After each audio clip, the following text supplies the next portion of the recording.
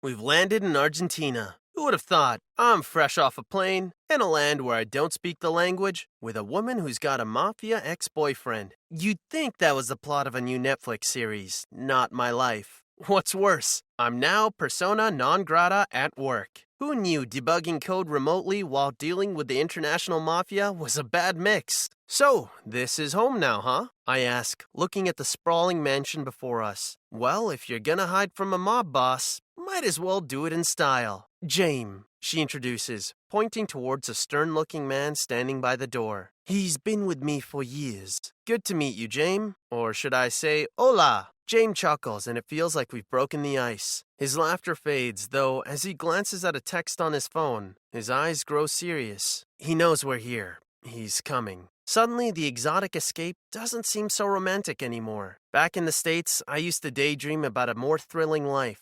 Be careful what you wish for, right? We need to think about our next steps, I tell the girl, who's now staring at the Buenos Aires skyline with a dreamy yet determined look. God help me, but I'm starting to fall for her. For a moment, I entertain the thought of betraying her to the mafia guy and returning to my normal life. But then, I see her laugh, and I'm reminded of why I'm here in the first place. I came for the thrill, but I stayed for her. Adios, boring life, I say, looking at my reflection in the black mirror of the switched-off TV. I've been learning Spanish from an app, hoping it might come in handy in our new country, while she's trying to cook some local dishes. An unexpected call interrupts my learning. It's my office buddy, Tom. He's probably calling to chide me about my recent firing. Hey Tom, what's up? Is Mr. Deku okay? Dude, you're on the news! Like, everywhere! It's insane! For a moment, I'm quiet. Did they get my good side? I quip, trying to make light of the situation. But there's a tight knot in my stomach. I flick the TV on, and there I am, in all my most wanted glory, sandwiched between her glamorous headshot and my brooding mugshot. The anchorwoman, her voice filled with sensational excitement, narrates an absurd tale of an unsuspecting tech guy turned kidnapper, the damsel in distress model, and the mafia boyfriend seeking revenge. Looking over at her, I notice she's been quiet, her eyes wide. I crack a joke to lighten the mood. Hey, at least they didn't use my office ID photo. Talk about a mugshot. A small laugh escapes her, and I see a hint of her usual spark in her eyes. They've done quite a number on him, she says, gesturing to her ex's photo on the screen. Look at him, the victim of the story. Almost makes you feel sorry for him. Now, what do you say we dig up some actual dirt on Mr. Victim here? I bet there's plenty to find. Nodding, she pulls out her laptop, and we start our dive into the deep, dark secrets of the man the media has painted as a saint. James, the old butler, surprisingly takes the lead. He's been money laundering, he says, showing us some suspicious bank transactions. I managed to snag these documents before we left.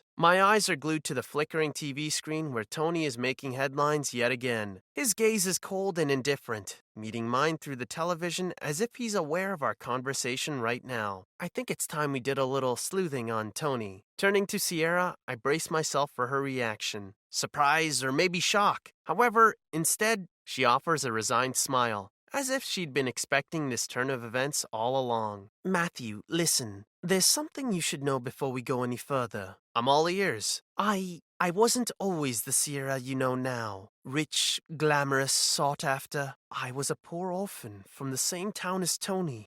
We grew up together. He was my benefactor, responsible for my transformation into the person I am today. But why? Why would he invest so much into you? Because he loved me, Matthew. In his own twisted, possessive way, he did. And I loved him too, once upon a time, before he became the monster he is today. But why didn't you tell me this earlier, Sierra? I was afraid, Matthew. Afraid of how you'd react. Afraid you'd run. Despite the surreal revelation, I find myself strangely calm. Sierra needs me, and I'll be damned if I let her down. I'm not going anywhere, Sierra. We're in this together, till the end. Her relief is palpable, and in that moment, I realize how deeply I care for this woman. Now let's give Tony a taste of his own medicine. This is it. I'm no longer just Matthew, the tech guy. I'm Matthew, the guy risking it all for a woman who's just as crazy, beautiful, and unpredictable as the situation we're in.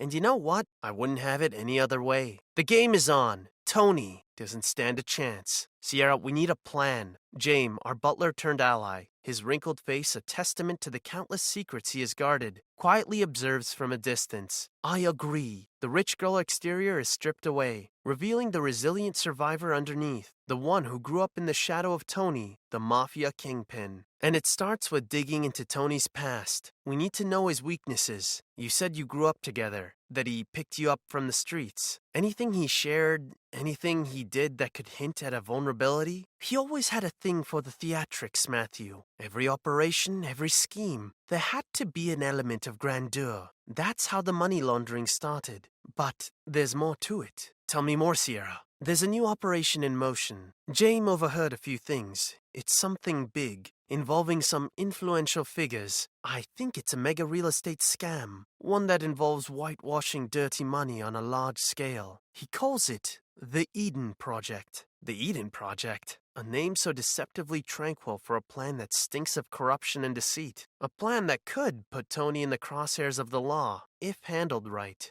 James, who's been listening in silence, finally speaks, his voice shaking with suppressed rage. Sierra, it's time we bring an end to his reign. James' right. We expose the Eden Project. We expose Tony. We need proof. James, do you think he could sneak back into Tony's estate and find more intel? The old butler nods, his face set in grim determination. For you, Sierra, I'd walk into the lion's den. As James prepares for his dangerous mission, I can't help but feel a rush of excitement, mingling with dread. We're not just playing defense anymore. We're going on the offense, ready to strike back at the mafia kingpin. Sierra, James, I say, looking at the two most unlikely partners a tech geek could ever have. We're in this together. We'll take down Tony and reclaim our lives. The hours of meticulously planning stretched into days. The room turned into a strategist's haven, filled with blueprints, sticky notes, and laptop screens reflecting satellite imagery. Master Matthew, James said, presenting the key, I was able to acquire this. It'll grant us access through a side entrance usually used by the staff. It's not a grand getaway, but it's a start. The cold metal key was heavy in my hand, its weight a solid manifestation of the dangerous game we were about to play. James, I acknowledged, this is a significant start. We just need to bypass Tony's security now. And that's when my tech expertise came into play. I'd already started developing a software, a loop system. It was designed to confuse the specific brand of security cameras Tony used, creating a small but vital window of a blind spot in the fortress-like mansion. When the D-Day arrived, James and I stood outside Tony's mansion. The key was heavy in my hand. Our hearts pounded in unison, and the air was ripe with tension. Sierra was safe back at our base of operations, coordinating our every move remotely. The side entrance gave way quietly as we slid the key in, and I immediately got to work, activating the software to loop the camera feeds.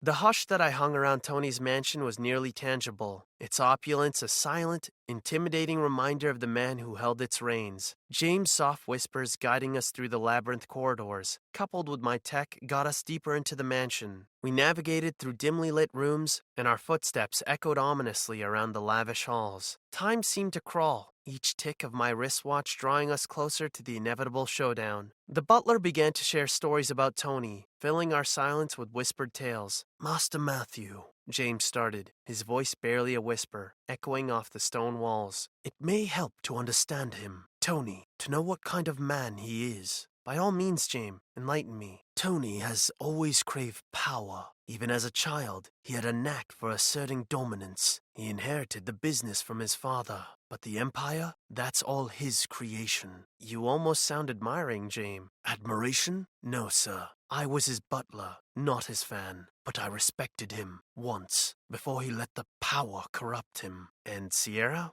Where does she fit in? She is different. His soft spot, his Achilles heel. He never showed her the monster he could be. He showed her a world of luxury, a promise of protection. He saved her from a life of poverty. But at what cost? Freedom. A hefty price indeed. Eventually, we found ourselves at the entrance of the Grand Hall Central. As I looked around the opulent room, the gravity of what we were about to undertake sunk in, but we had come too far to retreat now. The ornate double doors swung open, and there he was, Tony, the mafia kingpin. We had successfully infiltrated his sanctuary, and now we were right where we needed to be, on his turf, ready for the face-off. The game had truly begun.